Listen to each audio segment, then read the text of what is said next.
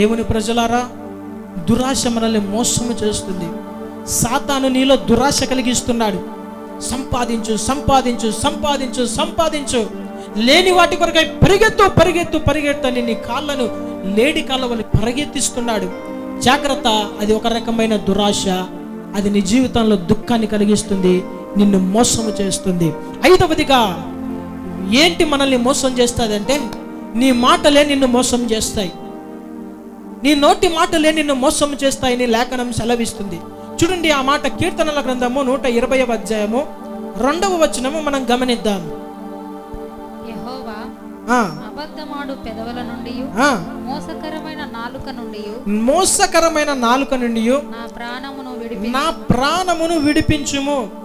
చూడండి, మోసకరమైన నాలుక నుండి ప్రాణాన్ని విడిపించు. ఎందుకు ఆ మాట అంటున్నాడు? నాలుక ఎలాంటిది? మోసకరమైనది. కరెక్టే. నాలుక ద్వారా ఎట్లా కావాలంటే అట్లా తిప్పచ్చు. మన మానవుని యొక్క శరీరములో వెముక లేని అవయవం ఏదైనా ఉందంటే అది నాలుక. తిప్పండి, ఎట్లయినా తిప్పుతుంది, ఎట్లయినా తిరుగుతుంది. నాలుక ఎట్లా తిప్పినా కూడా తిరుగుతుంది, ఫ్లెక్సిబుల్గా ఉంటుంది. అది ఎట్లా కావాలంటే అట్లా తిరుగుతుంది. మంచిగా పలకాలంటే పొగిడి పొగిడి మునగ చెట్టు ఎక్కిస్తారు, అదే నాలుకతో ఆ మునగ చెట్టు నుండి కిందికి దొబ్బుతారు. అవునా? ఈ నాలుక అంత శక్తి కలిగినది. అందుకనే ఈయనంటాడు, ఈ నాలుక ద్వారా ప్రాణమునకు అపాయం ఉంది. అయ్యా, మోసకరమైన నాలుక నుండి నా ప్రాణమును విడిపించయ్యా, నా నాలుకను భద్రము చేసుకున్నట్లు కృప దయచేయి. మాటల వలన దోషం ఉంటుంది. ఈ నాలుకను చాలా జాగ్రత్తగా, మాటలు జాగ్రత్తగా పెట్టుకోవాలి. క్రైస్తవులముగా, దేవుని బిడ్డలముగా పౌలు గారు ఎఫెసీయులకు రాసిన పత్రిక 5వ అధ్యాయము 6వ వచనములో ఒక మాట రాస్తాడు సంఘానికి. ఎఫెసీయులకు రాసిన పత్రిక 5వ అధ్యాయం 6వ వచనం, వ్యర్థమైన మాటల వలన ఎవడును మిమ్మును మోసపరచనీయకుడి. ఇట్టి క్రియల వలన దేవుని ఉగ్రత అవిధేయులైన వారి మీదకి వచ్చును. చూడండి, వ్యర్థమైన మాటల వలన ఎవ్వడు కూడా మిమ్మల్ని మోసపరచనీయకుడి. ఈ దినాన మనము దేని నుండి జాగ్రత్త పడాలి? సంఘము, క్రైస్తవులు, విశ్వాసులు దేని నుండి జాగ్రత్తగా జీవించాలంటే, మాటల, వ్యర్థమైన మాటల ద్వారా ఎవ్వరు కూడా మిమ్మల్ని మోసపరచనీయకూడదు. ఎవడైనా వదురుపోతూ ఉన్నాడో వాని దగ్గర నుండి దూరంగా వెళ్ళిపోండి. ఎవరైనా వ్యర్థమైన మాటలు చెప్తున్నారో వారి నుండి దూరంగా వెళ్ళిపోయింది. ఆ సహవాసాన్ని కట్ చేసుకోండి. ఎవరైనా కానీ దుర్బోధలు చెప్తున్నారో ఆ సహవాసాన్ని కట్ చేసుకోండి. ఎవరైనా వారి గురించి వీరి గురించి చెడ్డ మాటలు చెప్తున్నారో వారు అలాగా వీరు ఎలాగా ఉన్నారా, ఆ వ్యర్థమైన మాటల నుంచి ఎవరు కూడా మిమ్మల్ని మోసపరచకుండా జాగ్రత్తగా చూసుకోనండి. నిన్ను నువ్వు జాగ్రత్తగా కాపాడుకోకపోతే ఒక దినాన నువ్వు నశించిపోతే నీ ఆత్మకు నీవే ఉత్తరవాది. నా దేవుని ప్రజలారా, వ్యర్థమైన మాటలు ద్వారా ఎవరు కూడా మనల్ని మోసపరచకూడదు. సాతాను హవ్వను మోసగించింది, హవ్వ మోసపోయింది. చూడండి, ఒకడు మనల్ని వ్యర్థమైన మాటల ద్వారా మోసగిస్తుంటే వాని మాటలని మోసపోయే అంత జ్ఞానహీనులుగా ఉండాలా? అంత జ్ఞానహీనులుగా మనం ఉండాలా? అంత జ్ఞానహీనులుగా మనకంటూ దేవుడు ఒక ఆలోచన ఇచ్చాడు కదా, మనకంటూ దేవుడు ఒక జ్ఞానం ఇచ్చాడు కదా. చిన్న బిడ్డల లాంటి మనస్తత్వం మనకు లేదు కదా. జ్ఞానములో పరిపక్వమై మనం ఉన్నాము కదా. ఎవడో చెప్పిన మాటలకు మనము మోసపోయి అంత జ్ఞానహీనులుగా ఉండకూడదు. మొట్టమొదటగా ఆదిలో ఒక మాట ద్వారా మోసగించబడిన ఆ యొక్క హవ్వ ఈ ప్రపంచంలోనికి పాపాన్ని తీసుకొని వచ్చిందంట. చూడండి, వ్యర్థమైన మాటల ద్వారా ఎంతగానో నష్టము కలిగి ఉన్నది. అలాంటి మాటల నుండి జాగ్రత్త పడాలి. అలాంటి వ్యర్థమైన మాట వలన ఏమనొస్తాయంటే దేవుని ఉగ్రత అవిధేయులైన వారి మీదకి వస్తుందంట. దేవుని ఉగ్రత. చూడండి, వ్యర్థమైన మాటలు మాట్లాడేవారు కానీ, వారి మాటలలో పాలు పొందులు పొందేవారు కానీ, ఆ గుంపులో ఉండేవారు కానీ, వారి మీదకి దేవుని ఉగ్రత ఒక దినాన వస్తుంది. జాగ్రత్త. నోటిని కాచుకోవాలి. ఇష్టం వచ్చినట్టు మాట్లాడకూడదు. ఇతరులను బాధ పెట్టకూడదు. వారి యొక్క జీవితం నుండి, వారి వ్యక్తిగత జీవితాల గురించి ఎత్తి చూపి మాట్లాడకూడదు. వారిని బాధ కలిగించే మాటలు మాట్లాడకూడదు. గాయపరిచే మాటలు మాట్లాడకూడదు. ఇలాగ నువ్వు ఎప్పుడైతే చేస్తావో నీ మీదకి దేవుని ఉగ్రత వస్తుంది. జాగ్రత్త. మోసపరుచుకోవద్దు, మోసపోకూడదు, జాగ్రత్త పడాలని దైవజనుడు అంటున్నాడు. నా దేవుని ప్రజలారా, నోటి మాటల ద్వారా ఎన్నో కార్యాలు జరుగుతాయి. ఈ నోటి మాట మంచిని చేయగలదు, చెడును చేయగలదు. ఈ నాలుక ఎలాంటిదంటే ఒక ఆశ్చర్యమైన వరము కలిగినది నాలుక.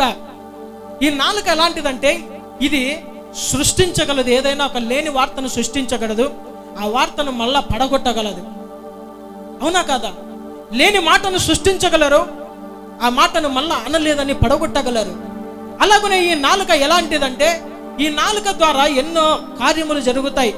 ఈ నాలుక ద్వారా కత్తిపోటు వంటి మాటలు, కత్తిలాగా ఇది వాడబడగలదు, అదే గాయములు చేయగలదు. అలాంటి గాయమును మళ్ళా మార్పే ఒక ఔషధముగా కూడా ఈ నాలుక పని చేయగలదు. ఇది సృష్టించగలదు, విధ్వంసం చేయగలదు. ఈ నాలుక ద్వారా జీవమిచ్చే మాటలు పలుకవచ్చు. ఇదే నాలుక ద్వారా పాము కూరలు లాంటి మాట ద్వారా అనేకుల మీద విషము చిమ్మవచ్చు. నాలుక ఇష్టం వచ్చినట్టు ప్రవర్తించగలదు. నాలుక ద్వారా ఎన్నో రకములైన దుర్మార్గాన్ని, కష్టాన్ని కొని తెచ్చుకోవచ్చు. అదే నాలుక ద్వారా నీతి న్యాయములను మాట్లాడవచ్చు. అలాంటి నాలుక విషయంలో చాలా జాగ్రత్తగా ఉండండి. నాలుక తిరుగుతుంది కదా ఇష్టమైనట్టు మాటలు మాట్లాడితే దేవుని ఉగ్రత ఒక దినాన మన మీద, కుటుంబాల మీద, మన వంశం మీద, తరతరముల మీద వస్తుంది. ఈ నాలుకను జాగ్రత్తగా కాపాడుకోవాలి.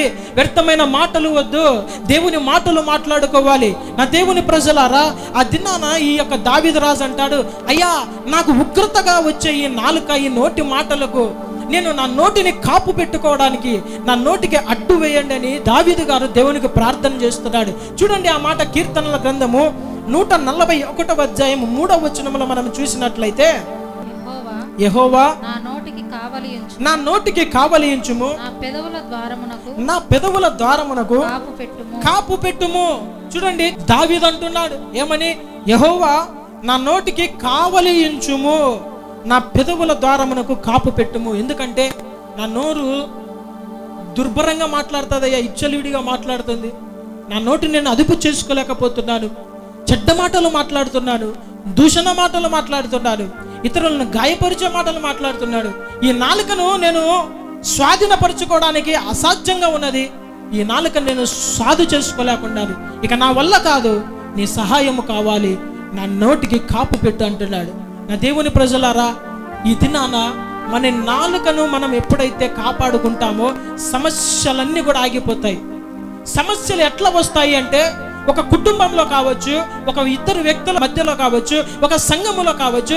ఎట్లా సమస్యలు వస్తాయంటే, ఎవరో ఒకరు ఏదో ఒక మాట మాట్లాడితే ఆ సమస్య చినికి చినికి గాలివానగా మార్చబడుతుంది. ఆ వ్యక్తి నోరు మూసుకొని సైలెంట్గా ఉంటే సమస్యలు రావు. ఒకవేళ ఒక వ్యక్తి ఏదన్నా ఒక మాట అన్నాడంటే దానికి 4 కలేసుకొని, ఉన్నదానికి వేరేది కొసరేసుకొని, నిన్ను అలాగన్నారు, ఇలాగన్నారు, నువ్వు అట్లాంటి వారు ఇట్లాంటి వారిని చెబుతూ ఇతరులను గాయపరిచి ఇలాంటి మాటలు చెప్తే కూడా సమస్యలు ఎక్కువ అయిపోతాయి. అందుకనే నాలుకను జాగ్రత్తగా కాపాడుకోవాలి. ఎవరైనా కావచ్చు, విశ్వాసులు కావచ్చు, ఇతరులు కావచ్చు, బయటి వారు కావచ్చు, లోకంలో ఉన్నవారు కావచ్చు, ఎలాంటి వారైనా కానీ సమస్య ఎట్లా వస్తాయంటే, ఈ నోటుని నువ్వు కాపుదలగా పెట్టుకోలేకపోతేనే సమస్యలు. మౌనంగా ఉంటే ఏ సమస్యలు రావు. అందుకనే దావీదు నా నోటికి కాపు పెట్టయ్యా, నా నోటికి కావలి ఉంచు అంటున్నాడు. నా దేవుని ప్రజలారా, నోరు మంచిదైతే ఊరు మంచిది. సామెతలు తెలుసు, పాటించడమే తెలియదు. మన నోరు మంచిదైతే మన ఊరు మంచిదైతుంది. మన నోరు మంచిదైతే మన బంధువులు మంచోళ్ళు అవుతారు. మన నోరు మంచిదైతే మన విశ్వాసులు మంచిగా ఉంటారు. మన నోరు మంచిదైతే మన దైవ సేవకులు మంచిగా ఉంటారు. మన నోరు మంచిదైతే సంఘము మంచిగా ఉంటుంది. మన నోరు మంచిదైతే సమాజం కూడా మనతో మంచిగా ఉంటుంది. విచ్చలవిడిగా మాట్లాడే వారికే అనేక శ్రమలు వస్తాయి, అనేకుల దగ్గర వ్యతిరేకంగా మార్చబడతారు. నేటి దినములో మనం గ్రహించవలసిన విషయం ఏమిటంటే, మన నాలుక మనల్ని మోసము చేస్తుంది. అది వ్యర్థమైన మాటలు పలుకుతూ అనేకుల మధ్యలో చిచ్చులు పెడుతుంది. మాటలు కొంచెం జాగ్రత్తగా ఉంటే సమస్యలు ఏవి కూడా రావు.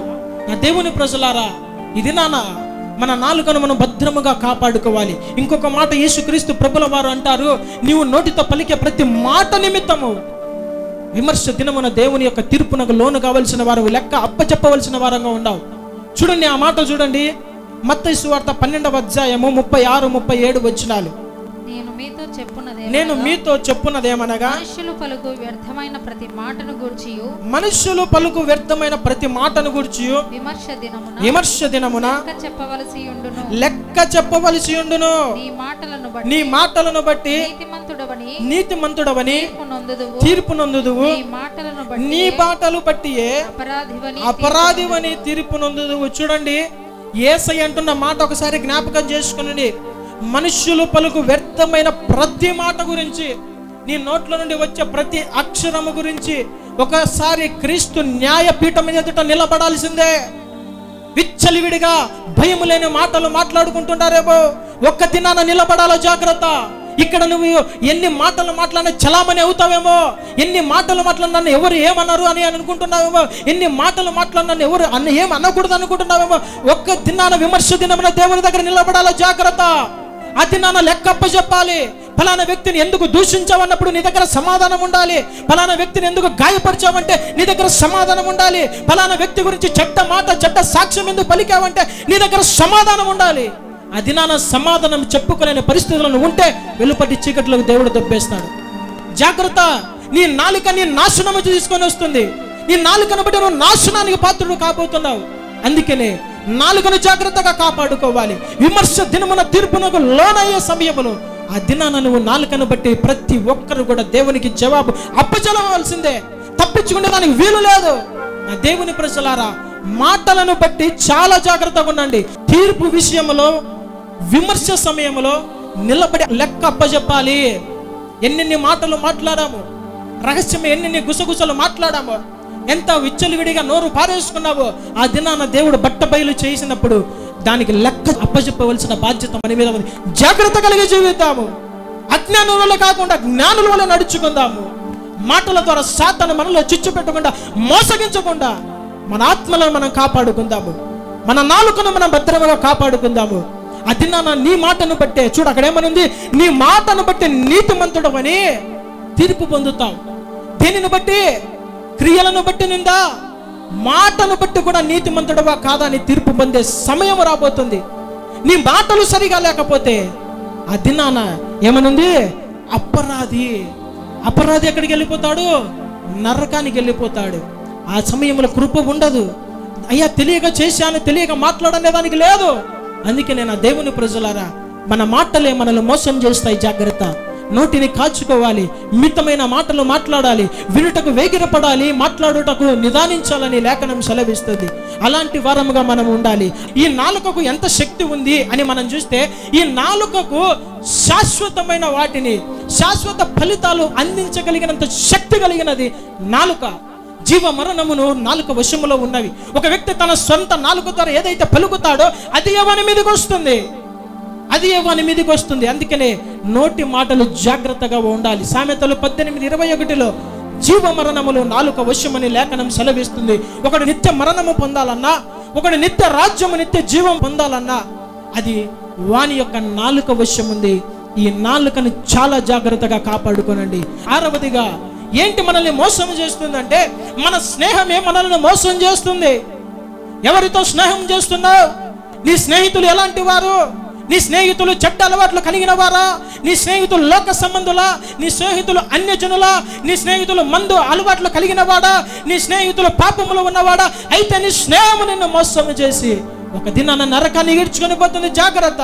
నా దేవుని ప్రజలారా, కొరింథీయులకు రాసిన మొదటి పత్రిక 15వ అధ్యాయం 33వ వచనం గమనిద్దాం. మోసపోకుడి, దుష్ట సాంగత్యము మంచి నడవడిని చెరుపును. చూడండి, దుష్ట సాంగత్యము మంచి నడవని. మంచిగా ఉన్నవాడే స్నేహము చెయ్యదగని వానితో స్నేహం చేసినాడా అంతే, వీడు వాడైపోతాడు. మా పిల్లడు మంచోడేనండి, మళ్ళీ ఎందుకు అట్లయిపోయినాడు? ఫలాని వాని సహవాసం. మా పిల్ల మంచిదేనండి, ఎందుకు అట్లయిపోయింది? ఫలానా అమ్మాయి సహవాసం. జ్ఞానం ఉండాలి కదా, వాని గుణ లక్షణాలు గుర్తిరిగి స్నేహం చేయాలి కదా, వానికి ఉన్న అలవాట్లు ఏంటి అనేది గుర్తిరిగి మనం స్నేహం చేయాలి కదా. వాని మంచి ప్రవర్తన ఉందా, చెడు ప్రవర్తన ఉందా, వాని మాట తీరు ఎలాగుంది, వాని నడక ఎలాగుంది అన్ని గమనించిన తర్వాత కదా స్నేహం చేయాలి. తప్పు చేసిన తర్వాత, చెడిపోయిన తర్వాత, మోసగించబడిన తర్వాత దుఃఖిస్తే ఏమి రాదు. మంచి నడవడిని చెడిపే వారితో సహవాసం చేస్తే నీవు కూడా చెడిపోతావు. జాగ్రత్త నా ప్రియమైన దేవుని ప్రజలారా, పరిశుద్ధులంగా మనం ఉన్నాము. దేవుని రక్తము చేత కడగబడిన మనము, నీతిమంతులుగా జీవిస్తున్న మనము ఒక సహవాసము ద్వారా మనము పడిపోతున్నాము అంటే ఆ సహవాసాన్ని తెంపుకోవడానికి వెనుకాడకూడదు. అలాంటి సహవాసాన్ని తెంపుకోవడానికి కూడా ఖర్చైనా పర్వాలేదు, అలాంటి సహవాసాలను తెంపుకోనండి. పర్వాలేదు, వారు మన కార్యములకు రాకపోయినా పర్వాలేదు. పర్వాలేదు, మరి మనకు సహాయం చేయకపోయినా పర్వాలేదు, అంతకన్నా శ్రేష్టమైన నీ ఆత్మ నశించి నరకానికి పోయేదానికన్నా అలాంటి స్నేహాన్ని విరమించుకోవడమే ఉత్తమం. నా దేవుని ప్రజలారా, మద్య పానీయముల అలవాట్లు కలిగిన వారితో సహవాసం చేస్తే కొద్ది దినములైన తర్వాత వాడు కూడా అలాగా మార్చబడతాడు. బైబిల్ గ్రంథంలో ఆ మాట ఉంది. సామెతలు 23:20 ఆ మాట మనం చూడవచ్చు. ద్రాక్షారసము త్రాగు వారితోనైనను మాంసము హెచ్చుగా తినువారితోనైనను సహవాసము చేయకుము. ద్రాక్షరసము త్రాగు వారితోనైనను. నాటి దినములలో ద్రాక్షరసము, నేటి దినములో మందు. ఇలాంటి వారితో జాగ్రత్తగా, మన వాళ్ళకి అందరికీ అలాంటి వారే సహవాసాలు. ఎవడు రాని స్నేహితుడు అంటే వానికి అన్ని అలవాట్లు కలిగినోడే. ఇలాంటి సహవాసాలు చేస్తే ఏమైపోతాడు? చివరికి చెడిపోతావు. ఈ మద్యపానం అలవాట్లు కలిగిన వాటితో ఎప్పుడైతే నువ్వు సహవాసం చేస్తావో తెలియకుండా ఆ స్మెల్, ఆ టేస్ట్ నీకు కూడా అబ్బుతుంది. జాగ్రత్త. సహవాసాల విషయాల జాగ్రత్తగా ఉండాలి. బాగున్నాడు ఎలాగ చెడిపోతాడంటే దుష్ట సాంగత్యం. ఒక వ్యక్తి బాగా పరిశుద్ధంగా ఉన్నాడు, వానిలో కొన్ని మార్పులు కనబడుతున్నాయంటే ఏంట్రా కారణం అని చూస్తే వీడు వినకూడని మాటలు, చేయకూడని సహవాసాలు చేస్తున్నాడు. అందుకనే చెడిపోతున్నారు నేటి దినములో ప్రజలు. మోసపోకుడి. ఆ మాట మనము హబక్కూకు 2:5 మరియు ద్రాక్షారసము మోసకరము. సామెతలు 28:7 తుంటరుల సహవాసం చేయువాడు తన తండ్రికి అపకీర్తి తెస్తాడు. ఎవడైతే తుంటరులతో సహవాసం చేస్తున్నాడు, ఎవరికైతే ఆడపిల్లలు నేర్పించే వారితో సహవాసం చేస్తున్నాడు, ఎవరైతే చిల్లర పనులు చేసే వారితో సహవాసం చేస్తున్నాడు, ఎవడైతే మత్తు పదార్థములకు బానిసలైన వారితో సహవాసం చేస్తున్నాడు, ఇలాంటి వారితో నువ్వు సహవాసం చేస్తే నీ తండ్రికి అపకీర్తి వస్తుంది. ఎక్కడైనా పట్టబడ్డావనుకో, ఎవరి పిల్లని ఎవరా నువ్వు అంటే ఏం చెప్తారు? ఫలానా వాని పిల్లోని. ఆ తండ్రి యొక్క శ్రమంతా వ్యర్థమైపోతుంది.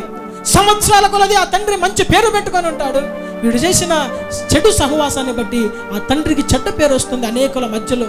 నా దేవుని ప్రజలారా, మన సహవాసాలు సరైన వ్యక్తులతో మనం కల్పించుకోవాలి. ఒకవేళ నీకు అపకీర్తి తెచ్చే, నీ కుటుంబానికి, నీ తల్లిదండ్రులకు అపకీర్తి తెచ్చే సహవాసాలు ఏవైనా ఉన్నావా, అలాంటిని నేటి దినములో కట్ చేసుకుంటే మంచిది. మోసపోయిన తర్వాత ఏమి చేసినా కానీ ఏమి రాదు. బాధపడితే ఏమి రాదు. చేతులు కాలినాక ఆకులు పట్టుకుంటే ఏమి రాదు. అవకాశం ఉన్న సమయంలోనే దేవుడు నీకు ఒక తరుణం ఇచ్చిన సమయంలోనే అన్నిటిని విడిచిపెట్టి దేవునితో సహవాసము, సంఘముతో సహవాసము, పరిశుద్ధులతో సహవాసము, దైవజనులతో సహవాసము నువ్వు ఎప్పుడైతే చేస్తావో నువ్వు ఆశీర్వదించబడతావు, వర్ధిల్లి అభివృద్ధి పొందుతావు. దేవుని ప్రజలారా, అలాగా మనము జీవించినట్లయితే మోసము నుండి మనము తప్పించబడతాం. చివరిగా మనల్ని మోసము చేసేది ఏమిటంటే మన గర్వమే మనల్ని మోసపుచ్చుతుంది.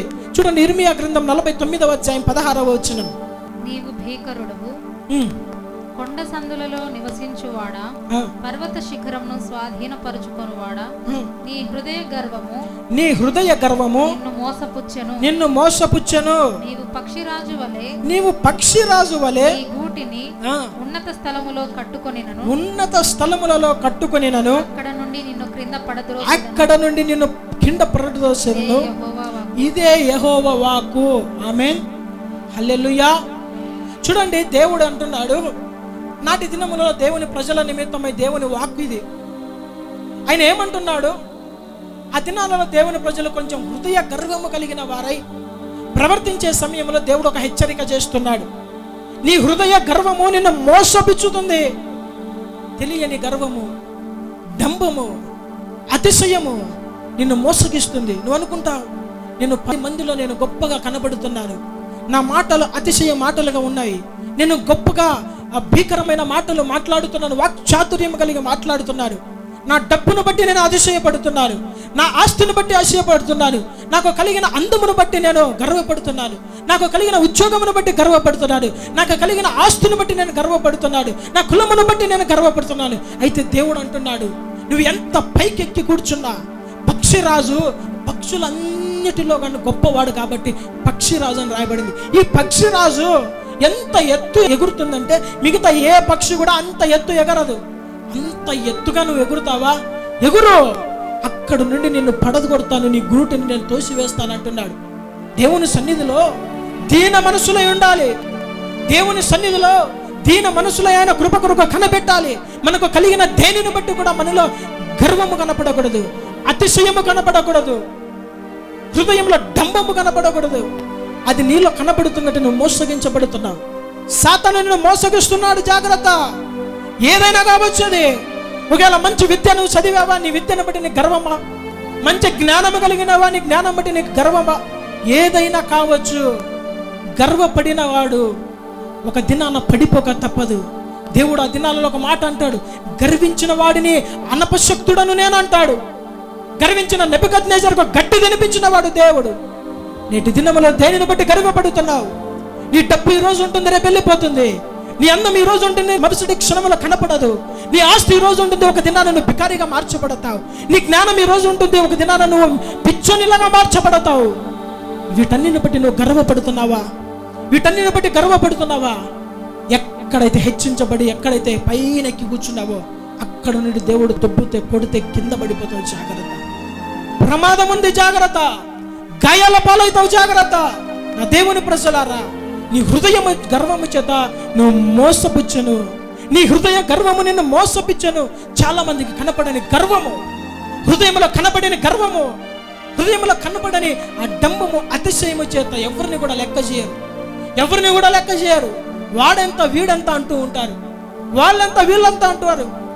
కొంచెం ఆర్థికంగా స్తోమత లేని వారిని చూసి వారిని తిడుతూ ఉంటారు, వారిని మాటలు మాట్లాడుతూ ఉంటారు. కొన్నిసార్లు దైవ సేవకులను కూడా లెక్క చేయని వారు చాలా మంది ఉన్నారు. హృదయ గర్వము. అలాంటి వారికి ఒక దినాన ఆ పైన నుండి దేవుడు దొబ్బుతాడు. పడి ఒక దినాన గాయాల పాడైతావు, జాగ్రత్త. ఏమి కలిగినా కూడా నాదంటూ ఈ లోకంలో ఏమి లేదయ్యా, సమస్తము నీవిచ్చినదే కదా. ఈ భూలోకంలో వట్టి చేతులతో వస్తున్నాను, తిరిగి వట్టి చేతుల్లో వెళ్ళవలసిన వాడని, నన్ను ప్రేమించి భూలోకంలో నువ్వు ఏమిచ్చినా కూడా అది నీకే మహిమ. ఇంతగా నన్ను, నా కుటుంబాన్ని దీవించడానికి, ఆశీర్వదించడానికి నేనే పాటి వాడను. దావీదు ఒక రాజు తగ్గించుకుంటున్నాడని మనోడు చిన్న ఆశీర్వాదం పొందుకుంటే తగ్గించుకోలేరు, తగ్గింపు స్వభావం లేదు. అందుకనే కొన్ని కుటుంబాలలో శాపాన్ని అనుభవిస్తూ ఉంటారు. సరే, ఒకవేళ నీకు తగ్గించుకుంటే స్వభావం లేనప్పుడు ఇతరులను కూడా తక్కువ చూపు చూడవద్దు. ప్రేమతో కలిగే మాట్లాడండి, ప్రేమ చూపించండి. డంబము, అతిశయము, గర్వము ద్వారా సాతాను పడద్రోయబడ్డాడు. సాతాను దేవుడు దొబ్బితే పడద్రోస్తే వాడు వచ్చి కింద పడిపోయాడు. గర్వించాడు. నా దేవుని ప్రజలారా, దేనిని బట్టి నీ హృదయంలో గర్వము కనబడుతున్నది? దేనిని బట్టి కూడా క్రైస్తవుల్లో గర్వము కనపడకూడదు. అది ఏ రకములైన, ఏ శాఖలైనా కానీ నీకు హృదయంలో గర్వము వచ్చిందా, నీ పతనానికి నువ్వు ఒక మార్గం సిద్ధపరచుకుంటున్నావు. పతనా వ్యవస్థకు వెళ్తున్నాడంటే వాడు గర్వం. బైబిల్ ఒక మాట ఉంటుంది, నాశనానికి ముందు గర్వము నడుచును. గర్వముగా ప్రవర్తిస్తున్నావా? తగ్గింపు స్వభావం లేదా? తగ్గించుకునే మనస్తత్వం లేదా? ఎవరికి ఏ గౌరవం ఇవ్వాలో నీకు తెలియలేదా? పడద్రోయబడతావు, జాగ్రత్త. ఇర్మియా గ్రంథం 9వ అధ్యాయం 23వ వచనం చూడండి. ఇర్మియా గ్రంథము 9వ అధ్యాయం 23వ వచనములో యెహోవా ఇలాగ సెలవిచ్చుచున్నాడు, జ్ఞాని తన జ్ఞానమును బట్టి, శూరుడు తన శౌర్యమును బట్టి అతిశయింపకూడదు. ఐశ్వర్యవంతుడు తన ఐశ్వర్యమును బట్టి అతిశయింపకూడదు. అతిశయించువాడు దేనిని బట్టి అతిశయింపవలనగా భూమి మీద కృప చూపుచు నీతి న్యాయములు జరిగించుచున్న యెహోవాను నేనే అని గ్రహించి నన్ను పరిశీలనగా తెలుసుకొనుటను బట్టి అతిశయింపవలెను. అట్టి వాటిలో నేను ఆనందించువాడనని యెహోవా సెలవిచ్చుచున్నాను. చూడండి, అతిశయించకూడదు. దేనిని బట్టి కూడా జ్ఞాని తన జ్ఞానమును బట్టి అతిశయించకూడదు. శూరుడు తన బలమును బట్టి అతిశయించకూడదు. ఇంకా డబ్బున్నవాడు, ఐశ్వర్యవంతుడు తన ఐశ్వర్యమును బట్టి అతిశయించకూడదు. దేనిని బట్టి అతిశయించాలి? సమస్తమును మనకు దయచేసిన దేవుని బట్టి మనం అతిశయించాలి. ఆయన నామముకు మాత్రమే మహిమ కలగాలి. నా దేవుని ప్రజలారా, అతిశయము కనపడకూడదు. తర్వాత యాకోబు 4:16 మనం చూసినట్లయితే, యాకోబు 4:16 ఇప్పుడైతే మీరు మీ డంబముల యందు అతిశయపడుచున్నారు. ఇట్టి అతిశయమంతయు చెడ్డది. కాబట్టి మేలైనది మేలైనది చేయనిరియు అలాగు చేయని వానికి పాపము కలుగుతుందంట. డంబములందు అతిశయపడువాడు, డంబములను బట్టి అతిశయము పడేవాడు, తనకు కలిగిన సంపదను బట్టి అతిశయపడేవాడు, తనకు కలిగిన హోదాను బట్టి అతిశయపడేవాడుని బట్టి దేవుడు సంతోషించాడంట. అది వానికి పాపమవుతుంది, చివరికి మరణమును కనగలవు, జాగ్రత్త. ఇకపోతే దేవుడు అహంకారాలను గద్దించి దీనులకు కృప అనువదిస్తాడు. 4:6 వచనంలో ఆ మాట ఉంటుంది. యాకోబు 4:6లో కాదు గాని ఆయన ఎక్కువ కృపనిచ్చును, అందుచేత దేవుడు అహంకారులను ఎదిరించి దీనులకు కృప అనుగ్రహించును లేఖనము చెప్పుచున్నది. చూడండి, అహంకారులను దేవుడు గద్దిస్తాడంట. అంటే నీకున్న కృపను తీసివేసి దీనముగా ఎవడైతే ప్రవర్తిస్తున్నాడో, తగ్గింపు స్వభావంతో ఎవడైతే ఉన్నాడో, ఎవడైతే తగ్గింపు కలిగి గౌరవంగా బ్రతుకుతూ ఉన్నాడో, ఎవరికి ఇవ్వాల్సిన గౌరవం వారికి ఇస్తున్నాడో, అలాంటి వానికి దేవుని కృప ఖచ్చితంగా ఇస్తాడంట. గర్వపడే వారి దగ్గర నుంచి దేవుడు తీసివేస్తాడంట కృప. ఆ కృపను దీనులకు దేవుడు తప్పకుండా ఇస్తాడంట. మా దేవుని ప్రజలారా, కృపను బట్టి అతిశయిస్తున్నావా? వరములను బట్టి అతిశయిస్తున్నావా? ఇంకా రకములైన పరిశుద్ధాత్మను బట్టి నేను అభిషేకించబడ్డానని అనుకుంటున్నావా? నాకంటే భక్తి పరులు ఎవరు లేరని అతిశయపడుతున్నావా? నీ దగ్గర నుండి కృప ఎప్పుడో తొలగించబడుతుంది, జాగ్రత్త. దీనులకు ఆ కృప ఇవ్వబడుతుంది. ఒక దినాన సుంకరి పరిసయుడు ప్రార్థన చేస్తున్న సమయంలో తనను తాను హెచ్చించుకున్న పరిసయుని దేవుడు పక్కకు తోసివేసి సుంకరిని నీతిమంతుడిగా తీర్చాడంట. జాగ్రత్త. అతిశయము పనికిరాదు, గర్వము పనికిరాదు, డంబము పనికిరాదు, హెచ్చు స్వభావం పనికిరాదు. అది ఏ విషయములైనా కానీ ఆయన బలిష్టమైన చేతి కింద దీన మనసుకులై ఉంటే ఆయన మనల్ని ఆశీర్వదిస్తాడు. ఆ మాట చూడండి, లూకా సువార్త 14వ అధ్యాయము 11వ వచనములో ఆ మాట మనం చూడవచ్చు. తన్ను తాను హెచ్చించుకొని ప్రతివాడును తగ్గింపబడును, తన్ను తాను తగ్గించుకొని వాడు హెచ్చింపబడును అని చెప్పాను. చూడండి, ఎవడైతే తగ్గించుకుంటాడో వాడిని దేవుడే హెచ్చిస్తాడు. మనంతకు మనము అందరిలో మేము గొప్ప అని చెప్పుకోవాల్సిన పనిలే. దేవుడే అనేకుల ఎదుట నిన్ను లేవనెత్తుతాడు, నీ కొమ్మును లేవనెత్తుతాడు, నీ కొమ్మును హెచ్చిస్తాడు. దేవుడే నిన్ను అనేకుల ఎదుట హెచ్చింపు చేసి ఒక దినం రాబోతుంది. ఎప్పుడు? తగ్గించుకో, సేవకుల దగ్గర తగ్గించుకో, విశ్వాసుల దగ్గర తగ్గించుకో, కుటుంబంలో తల్లిదండ్రుల దగ్గర తగ్గించుకో, పనిచేసే అధికారుల దగ్గర తగ్గించుకో. ఎప్పుడైతే నువ్వు తగ్గించుకుంటావో ఒక దినాన దేవుడు హెచ్చిస్తాడు. ఎప్పుడైతే నువ్వు హెచ్చించుకుంటావో ఒక దినాన దేవుడు తగ్గిస్తాడు. నా దేవుని ప్రజలారా, నీ గర్వము నిన్ను మోసగించకూడదు. దేవుడు సూటిగా స్పష్టముగా లేఖనము ద్వారా నీతో సంధిస్తున్న సమయంలోనే హృదయంలో ఏవైనా కానీ నిన్ను మోసగించే క్రియలు 7 రకములుగా ఉన్నాయేమో నేటి దినములో దేవుడు ఒక అవకాశం ఇస్తున్నాడు. ఎందుకు వాక్యము ఉన్నట్లుగా ప్రకటించబడుతున్నదంటే ఒక అవకాశము దేవుడు ఇస్తున్నాడు. ఆ దినాన అయ్యా నాకు తెలియదు అనకుండా, ఆ దినాన ఒక దినాన నాకు ఎవరు చెప్పేవారు లేరు అని అనుకోకుండా, తీర్పు దినములో ఈ దినాన దేవుడు నీకు అవకాశం ఇస్తున్నాడు. నీ మనసు మార్చుకొని నువ్వెప్పుడైతే నీ ప్రవర్తన మార్చుకుంటావో, మోసగించబడే విషయంలో నువ్వు ఎప్పుడైతే దూరంగా పారిపోతావో, ఆ మోసము నుండి నువ్వు దూరంగా వెళ్ళిపోతావో, ఏదైతే విత్తుతావో ఆ పంటని నువ్వు కోసుకుంటావు. మంచి విత్తుతే మంచి పంట కోసుకుంటావు, చెడు విత్తుతే చెడు పంట కోసుకుంటావు. జాగ్రత్త కలిగి మనం జీవిద్దాం. దేవుడి వాక్యమును దీవించునుగాక. తలలు వంచి కళ్ళు మూసుకున్నట్లయితే ప్రార్థన చేసుకుందాం. అందరూ కూడా తలలు వంచి కళ్ళు మూసుకునండి. ఒక సమయము దేవుడు మనకి ఇస్తున్నాడు. ఒక పశ్చాత్తాప పడేదానికి సమయము, హృదయమును కఠినపరుచుకునేదానికి కాదు. పశ్చాత్తాప పడాలి, దేవుని సన్నిధిలో తగ్గించుకోవాలి. తప్పులు, పాపములు, బలహీనతలు, అతిక్రమములు, దేవునికి అయాసకరమైన కార్యములను, మచ్చలు, మలినము, డాగ, ముడత, కలంకములన్నీ తొలగించుకునే సమయము దేవుడు ఇస్తుండగా, అయ్యా ఫలానా విషయమును బట్టి నేను మోసగించబడుతూ ఉన్నాను, నేటి దినములో మీరు నాతో మాట్లాడారు, వందనాలు అయ్యా, నేను అలాగూ జీవించకుండా నా హృదయమును మార్చివేయని ఎప్పుడైతే ప్రార్థన చేస్తావో క్షమించడానికి సిద్ధమలసు కలిగిన దేవుడు నిన్ను సంధించబోతున్నాడు. పరిశుద్ధుడా, జీవాధిపతి, జీవం కలిగిన యేసయ్య, నీ ఘనమైన పరిశుద్ధ నామమున కరిగే వందనాలు, స్తోత్రములు అయ్యా. ఈ దినములో ప్రభువా అయ్యా, మీరు మాట్లాడిన ఈ మాటలను బట్టి వందనాలు, స్తోత్రాలు. అయ్యా సాతాను ఏ విధంగా మమ్మల్ని మోసము చేస్తున్నదో ఆ మోసాలన్నిటి కూడా ప్రభువా మీరు బట్ట బయలు చేసినందుకు వందనాలు. మీరు సూటిగా స్పష్టంగా మాట్లాడినందుకు వందనాలు. వాక్యం వెల్లడవుతున్న వెంటనే ప్రజల హృదయంలో అది ఫలించినట్లు అయ్యా అది కార్యము జరిగించినట్లు వాక్యమునకు నీరు కట్టి మీరు ఫలింపచేయమని ప్రార్థిస్తున్నాం. విన్న వాక్య ప్రకారం తమ జీవితాలలో నీ బిడ్డలు కట్టుకొనినట్లు కృప దయచేయమని ప్రార్థిస్తున్నాం. అయ్యా నీ బిడ్డలను మీరు రాకడ కొరకే మీరు సిద్ధము చేయమని నజరేయుడైన యేసు నామములో అడిగి వేడుకుంటున్నాను తండ్రి. ఆమేన్. హల్లెలూయా. దేవుడు మిమ్మల్ని దీవించి ఆశీర్వదించును గాక. ఆమేన్.